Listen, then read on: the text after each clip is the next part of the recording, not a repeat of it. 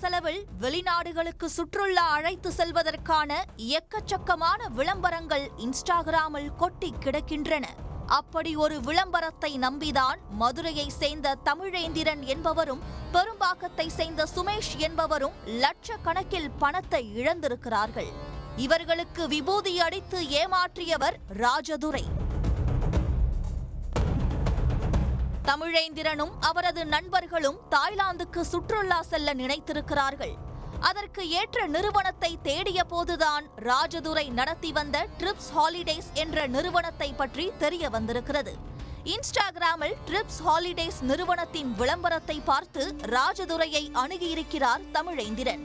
ஒரு நபருக்கு 11,500 ரூபாய் கட்டணம் எனவும் தாய்லாந்து பணமாக 28,500 ரூபாயை மாற்றி தருவதாகவும் 12 பேருக்கு 7,59,000 ரூபாய் செலவாகும் என சொல்லியுள்ளார். இதனையடுத்து தமிழேந்திரன் ஜிபே மூலம் ராஜதுரைக்கு பல்வேறு தவணைகளில் 7,59,000 அனுப்பியுள்ளார். விமான டிக்கெட், தாய்லாந்தில் தங்குவதற்கான ஹோட்டல் புக்கிங் எல்லாம் தயாராகிவிட்டதாக ராஜதுரை தமிழேந்திரனிடம் கூறியுள்ளார். பல நாள் கனவு நிறைவேறப் போகிற ஆசையில் 12 பேரும் சென்ற மாதம் 28ஆம் தேதி விமான நிலையத்திற்கு கிளம்பி சென்றிருக்கிறார்கள். டிக்கெட்டுகளை கொண்டு வந்து தருவதாக கூறிய ராஜதுரையை தமிழேந்திரன் செல்போனில் தொடர்பு கொண்டிருக்கிறார். அவரது செல்போன் சுவிட்ச் ஆஃப் செய்யப்பட்டிருந்தது. அதிர்ந்து போன 12 பேரும் என்ன செய்வது என்று தெரியாமல் தவித்திருக்கிறார்கள். அப்போதுதான் ராஜதுரையிடமிருந்து ஒரு வாட்ஸ்அப் ஆடியோ மெசேஜ் வந்திருக்கிறது. அதில் தான் உங்கள் அனைவரையும் ஏமாற்றிவிட்டதாகவும் இதனால் மனம் உடைந்து தற்கொலை முயற்சியில் ஈடுபட்டுள்ளதாகவும் ஏமாற்றிய பணத்தை திருப்பி தந்துவிடுவதாகவும் கூறியுள்ளார்.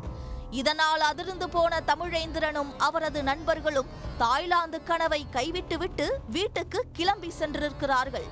அதன் பிறகு ராஜதுரையை தொடர்பு கொண்டு கொடுத்த பணத்தை திருப்பி கேட்டிருக்கிறார்கள். ஆனால் அவர் பணம் தராமல் இழுத்தடித்து வந்திருக்கிறார்.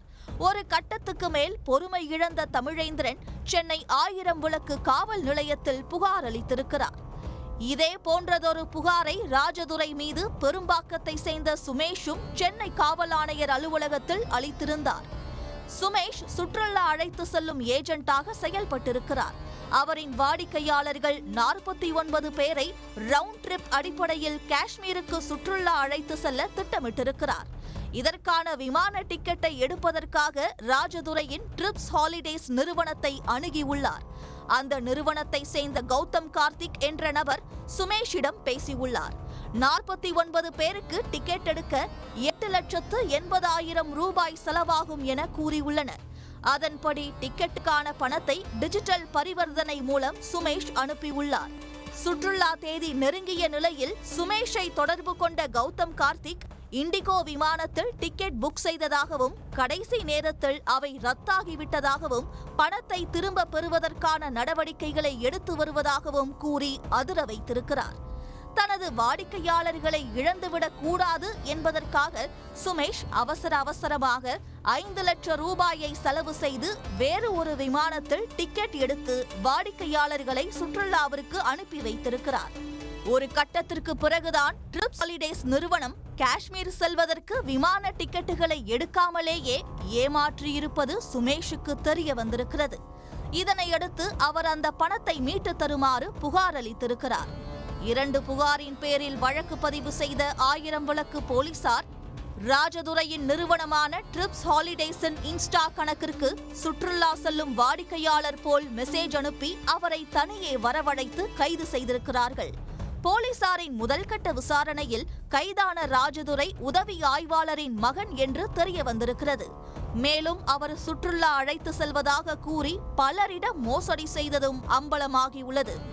ராஜதுரை தனது சமூக வலைதள பக்கத்தில் சினிமா செலிபிரிட்டிகள், காவல்துறை உயர் அதிகாரிகள் போன்ற பிரபலங்களோடு எடுத்துக்கொண்ட புகைப்படங்களை பதிவிட்டு பலரையும் நம்ப வைத்ததும் தெரிய வந்திருக்கிறது.